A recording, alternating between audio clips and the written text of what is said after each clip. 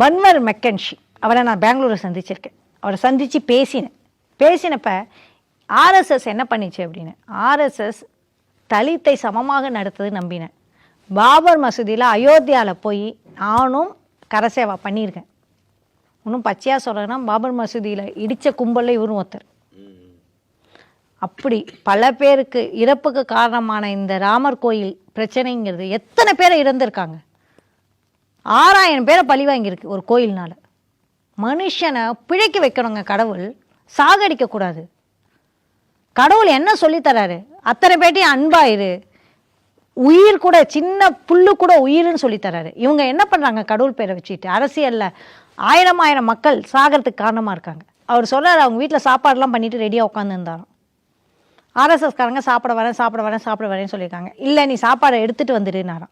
அவர் அப்பா சொன்னாராம், நீ அவனுங்களை நம்பாத, அவனுங்க உன் வீட்டில் எந்த ஜென்மத்திலையும் சாப்பிட மாட்டாங்க, போய் எடுத்துகிட்டு போயிருக்காரு.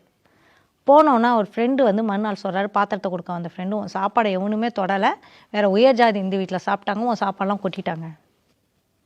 இன்றைக்குமே ஆர்எஸ்எஸ் அவர் அதுலேருந்து ஆர்எஸ்எஸ் விட்டு வெளில வந்து நான் ஏன் இந்து அல்ல அப்படின்னு ஒரு புத்தகத்தை எழுதியிருக்காரு. ஆர்எஸ்எஸ்லேருந்து வெளில வந்தவரோட கதை. ஆர்எஸ்எஸில் சாகால சொல்லி கொடுக்கறது என்ன, அதில் பெண்கள் உண்டா? இப்படி ஒரு பின்புலம் நம்மளை வந்து அதிகாரத்தில் வைப்பதாக அலங்கரித்து பொம்மைகளாக நிற்க வச்சு இவங்க கோயிலை ஃபுல்லாக இவங்க ஆக்கிரமிச்சுப்பாங்க. இந்த பொம்மைகளுக்கு தெரியாது தான் தான் கோயிலை தாங்க தான் நினச்சிட்டு இருப்பாங்க. அதுதான் தலித்தும் பெண்களும் ஆர்எஸ்எஸ் பிஜேபியில் இருக்கிறவர்களுடைய நிலைமை.